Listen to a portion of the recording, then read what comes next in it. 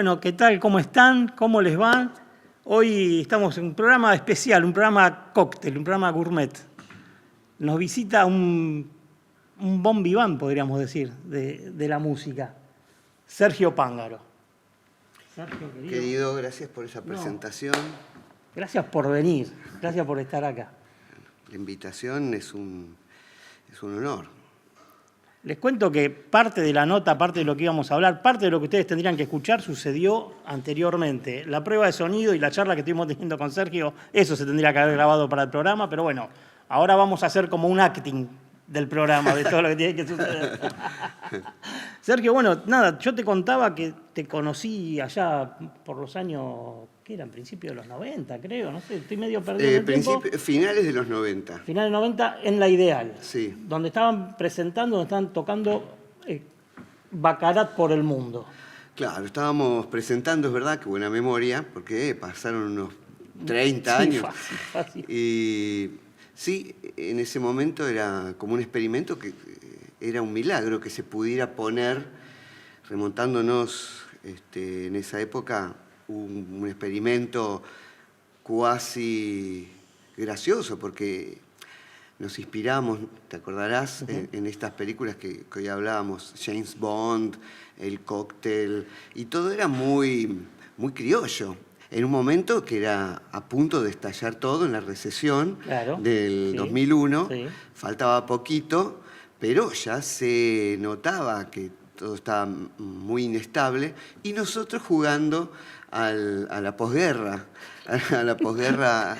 Pero tenías convocatoria, o sea, yo me acuerdo, era una cena show en la confitería de La Ideal, pero había toda una puesta de escena con coristas, con una orquesta, y donde pasabas del bolero a la música, casi te diría disco, a tal vez alguna canzoneta. Sí, ahora le llamamos postmoderno eso, sí. Pero sí, en realidad tenía que ver con ese universo que había estado en las discotecas de nuestros padres, ¿no? Claro, esos vinilos, ¿no? En el Winco, que a uno le podía, no sé, yo tenía mis 2 discos, uno de Marilena Walsh, el otro de Pipo Pescador, ponele, pero mi padre tenía las marchas militares, folclore, había mucho folclore en los 60, mi mamá, por otro lado, los Beatles, los Rolling Stones.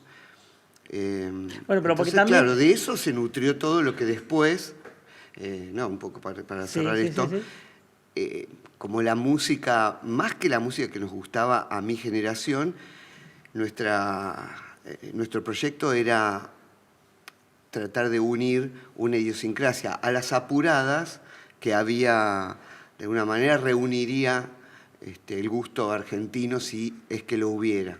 Esa era la propuesta. Ok, pero vos como frontman, ¿no? Vos convocabas a los músicos para ese proyecto.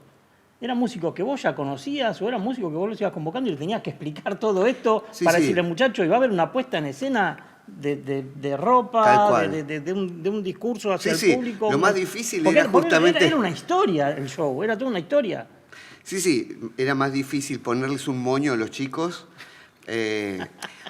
Primero que era muy difícil explicar, como bien decís, el planteo, porque no era jazz, nada más. Es un jazz liviano, sin pretensiones emocionales, sino todo lo contrario, bien lavado, bien música de ascensor.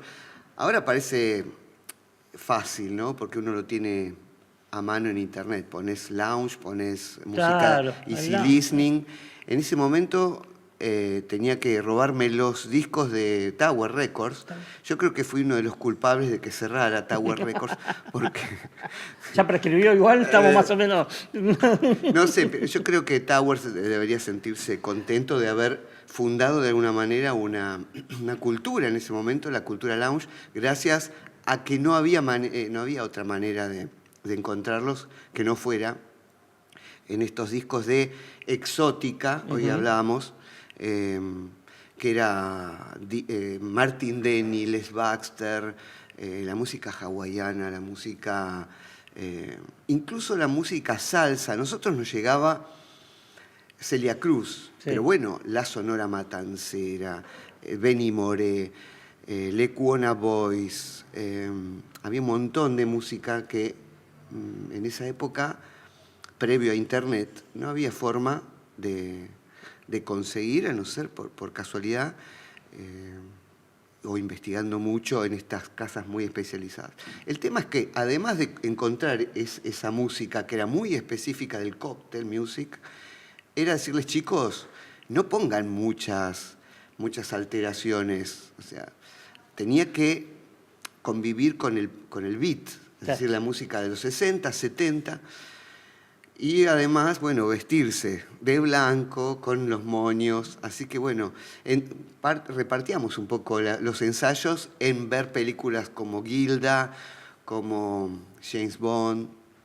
Claro, porque Así también que, era no solo la interpretación musical, sino también era la estética, sí, era la puesta en escena. Sí, la puesta en escena.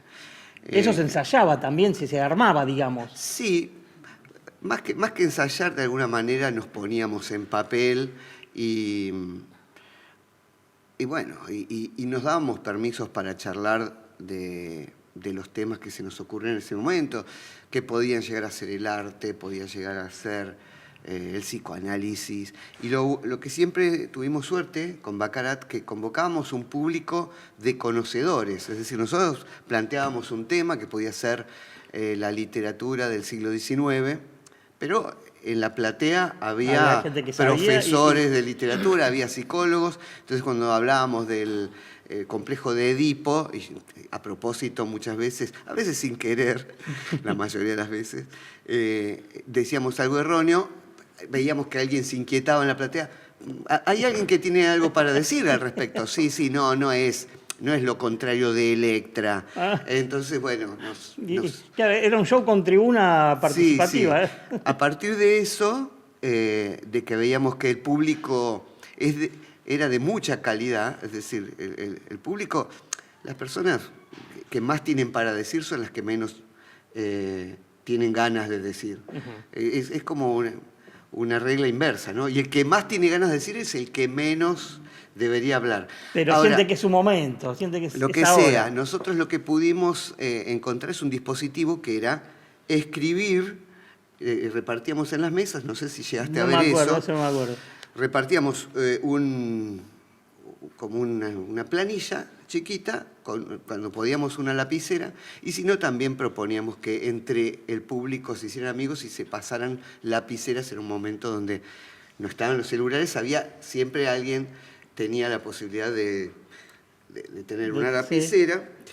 Entonces escribían las inquietudes que tenían y la tiraban con un bollito al escenario. Nosotros los leíamos. Entonces, como decíamos, el que más tiene para decir, menos quiere levantar la voz e interrumpir. Así que siempre estaban refugiados en este dispositivo. Y genial, nos decían cada cosa hermosas, nos aclaraban temas, proponían canciones, proponían temas para los próximos shows. Yo me acuerdo en una tiraste, si habría que definir de qué color es el mundo, de qué color es el planeta, de qué color sería. Y claro, verde, celeste, azul, rosa. Y vos dijiste, tornasol. Una cosa maravillosa. Y a partir de ahí, no sé si a propósito, pero bueno, está ese tema Mundo Tornasol, que creo que está en el disco En Vivo en la Ideal. Claro, porque ahí estabas presentando, Baccarat estaba presentando Baccarat por el Mundo, pero después salió Baccarat en Vivo en la Ideal, que eran esos shows. Claro, donde vos estabas. Que inclusive, probablemente que uno de esos gritos, y bueno, y mi hija estaba en la panza de la madre, la que hoy nos está haciendo el arte, bueno, también formó parte de esos shows. Que también había una, no sé exactamente cuál es el término, pero había como una polca alemana también. Sí. Bueno, estas inquietudes que vos mencionabas, iba y revisaban las bateas de estas disquerías. Habíamos encontrado Las Hermanas Alemanas, que, una de las canciones era una polca, que nos la aprendimos de fonética, un Sibolki. Un Sibolki. Después vino Vanessa, de ascendencia alemana, y nos dijo, no, bueno, lo que está es una canción infantil de una nena que se pierde en el bosque, pero doble sentido, porque estos alemanes bueno, son capaces de darte un Wagner. Bueno, pero por eso digo, ¿y vos pasabas de eso digamos, al bolero latino y a la tarantela o a la canzoneta napolitana y a la música disco? En la Ideal, en un momento aparecieron el trío Los Panchos. Entonces yo digo, ¿cómo el trío Los Panchos? Sí, el trío Los Panchos. Hacían una presentación y cantaban increíble, pero no pueden ser el trío Los Panchos. Entonces fui y me acerco y le digo, ¿cómo es esto del trío Los Panchos? No, lo que pasa que están de los originales, de los años 60, quedó uno que está medio en un geriátrico y el nombre del trío Los Panchos es de la hija de ese que está sobreviviendo en un geriátrico. Pero yo canté con él, era uno de ellos, yo canté con él y bueno, tenía todo el know-how con perdón del inglés, porque la verdad, el bolero no... Bueno, pero era como una franquicia entonces. Era una franquicia, exacto. El tema es que no tenía la franquicia, pero era el sonido de Los Panchos increíble.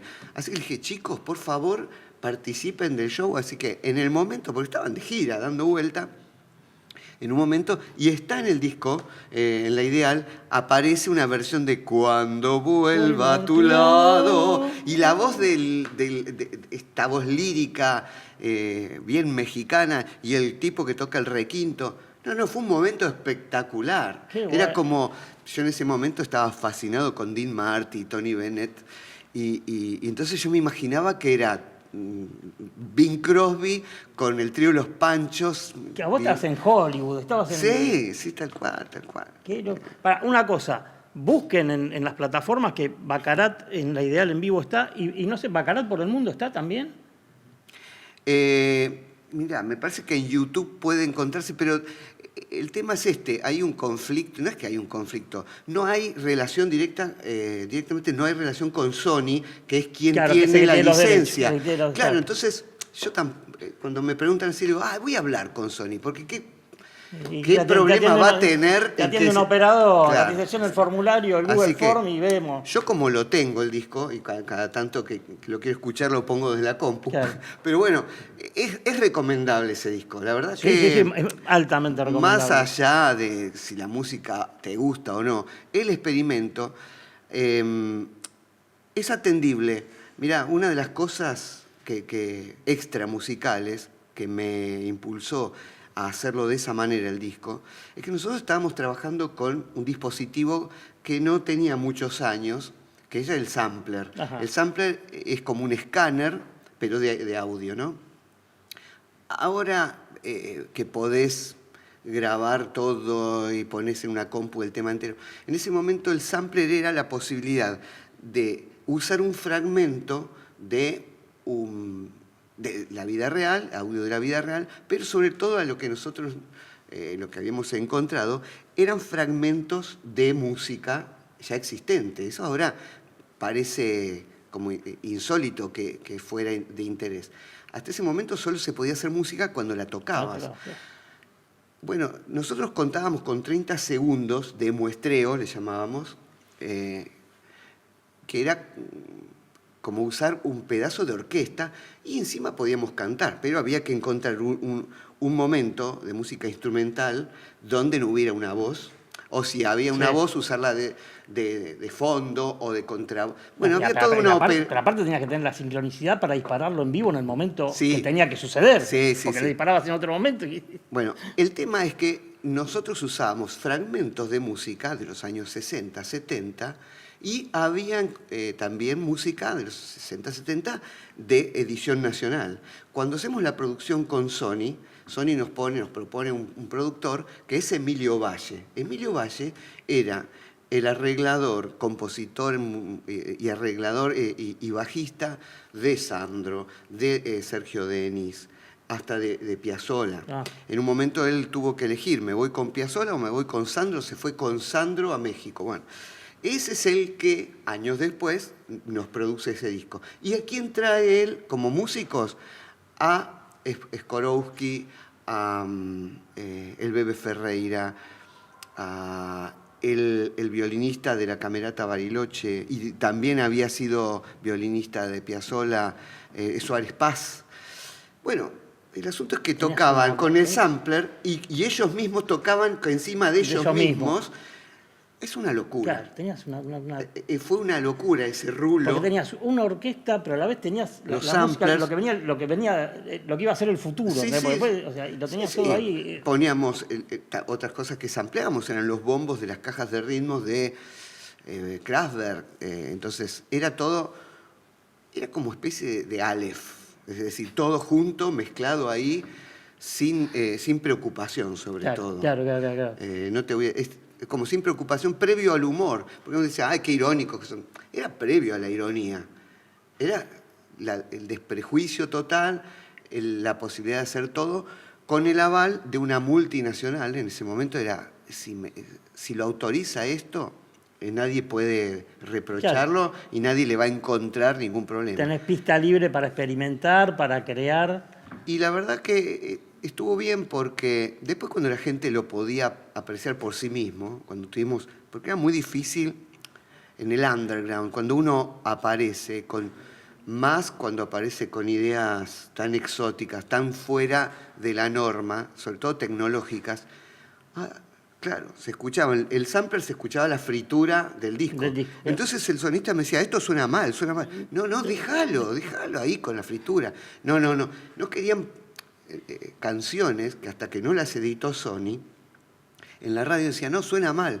No, es low-fi, era el concepto low-fi. Claro, o sea, se lo permitían a Portishead, se lo permitían a Massive Attack, pero si venía de acá no. Si venía la banda nacional, amigo, es low-fi. No, suena mal. Hasta que no venía el disco de Sony, que lo repartían el de como difusión, la muestra, ahí sí lo ponían.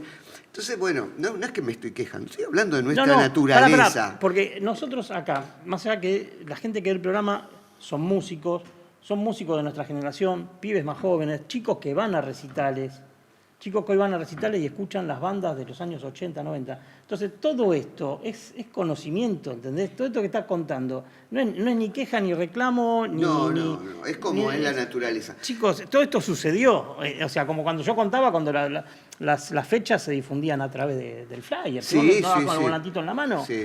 Y tenías que saber a dónde caminar y llevar el flyer. Porque si te ibas caminando para el otro lado, esa gente no te iba a ver, ¿entendés? Bueno, algo que se conserva y que me pone nostálgico es este espacio. Con un amigo en una radio y ahí ahí se enteraba la gente que tocábamos, que nos presentábamos, se difundía la música. El espacio radial es un espacio romántico, si se quiere, lo tengo en mi corazón.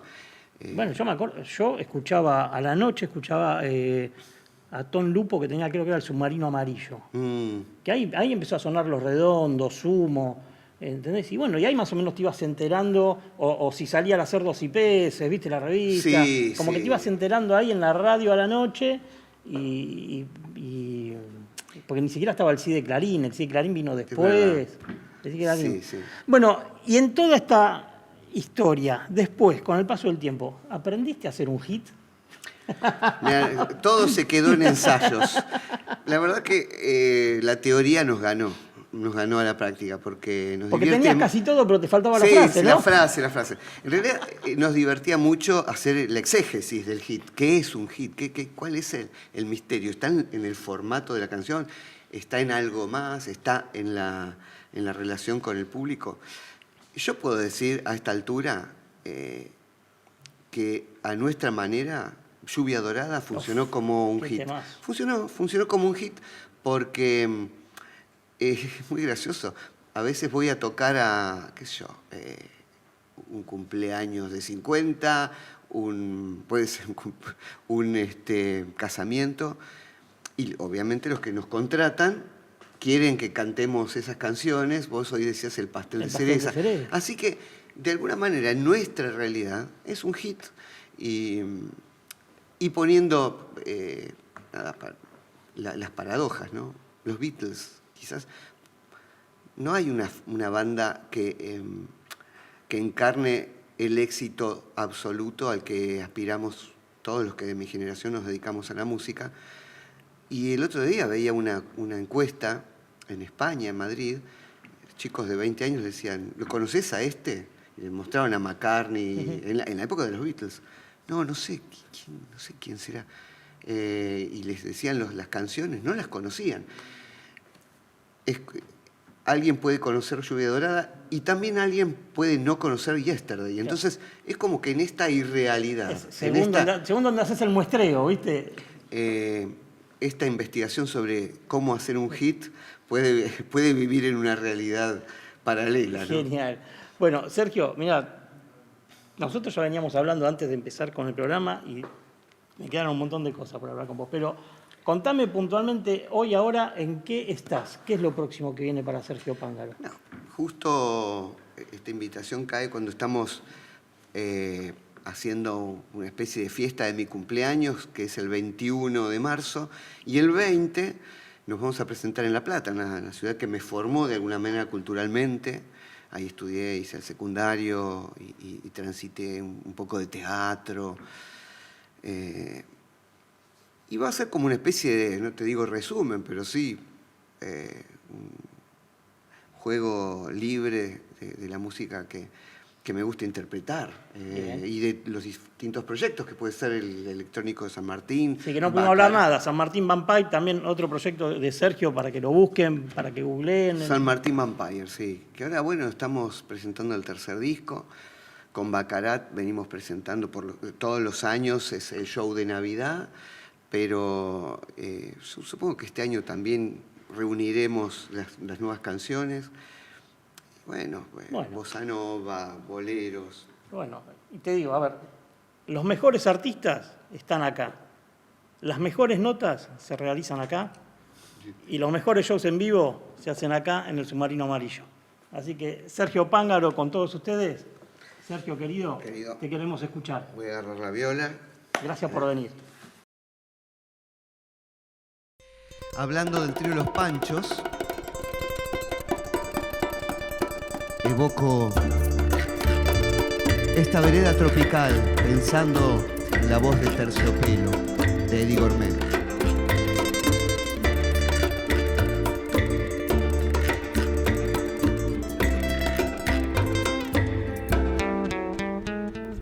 Voy por la vereda tropical,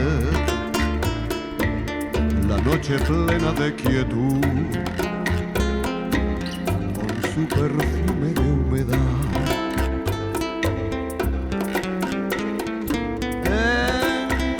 En la brisa que viene del mar se oye el rumor de una canción de amor y de piedad. Con ella fui noche tras noche hasta el mar para besar su boca fresca de amor, y me juró quererme más y más y no olvidar jamás aquella noche junto al mar.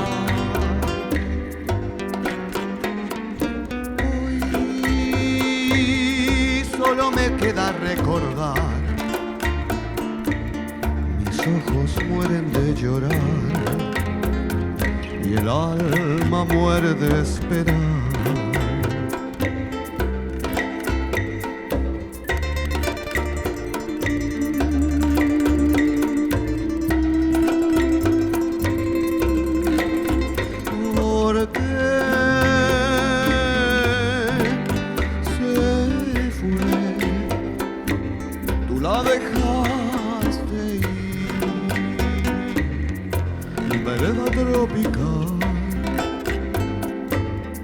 Hazla volver a mí. Quiero besar su boca otra vez junto al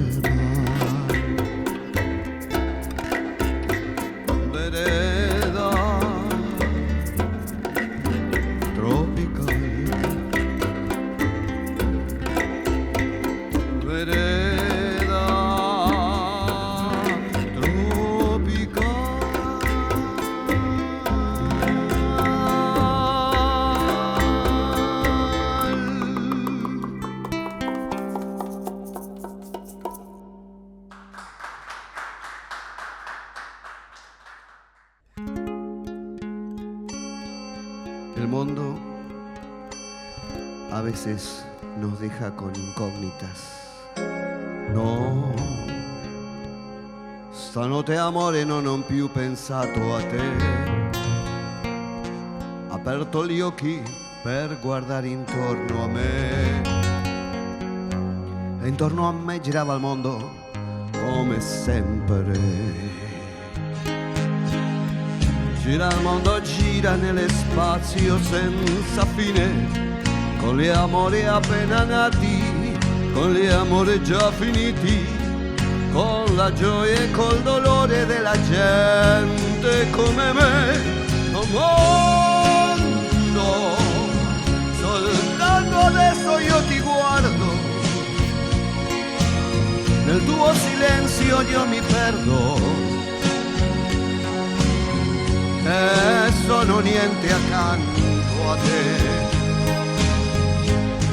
Il mondo non si è fermato mai un momento, la notte insegue sempre il giorno e il giorno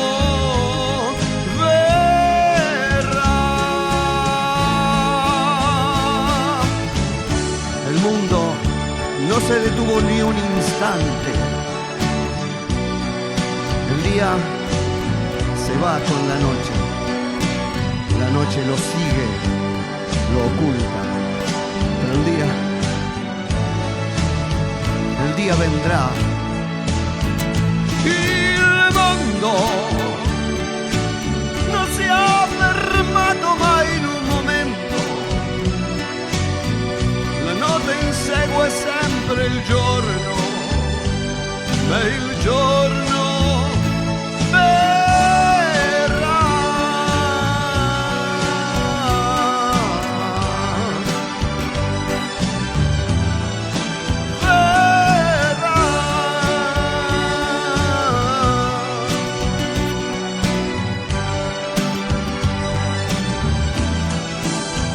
Il dia vendrà.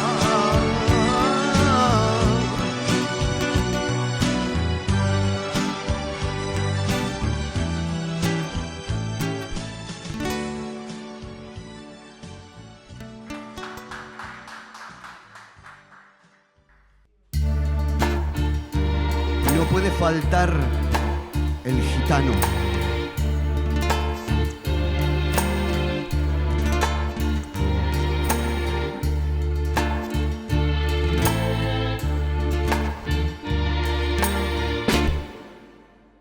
Por ese palpitar que tiene tu mirar, yo puedo presentir que tú debes sufrir, igual que sufro yo por esta situación que nubla la razón sin permitir pensar en que ha de concluir el drama singular que existe entre los dos, tratando de simular tan solo una amistad, mientras en realidad se agita la pasión que envuelve el corazón y que obliga a callar.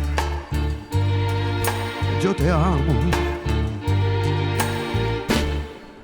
Tus labios de rubí, de rojo carmesí, parecen murmurar mil cosas sin hablar.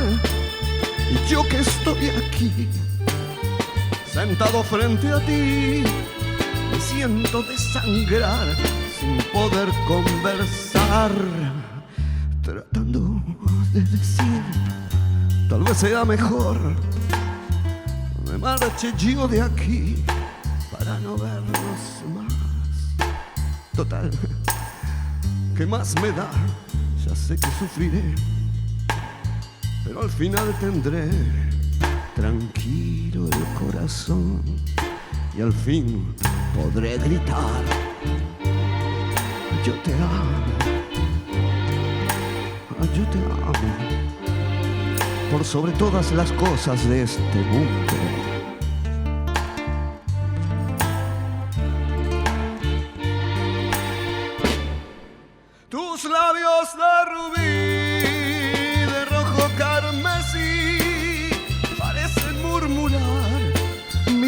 cosas sin hablar.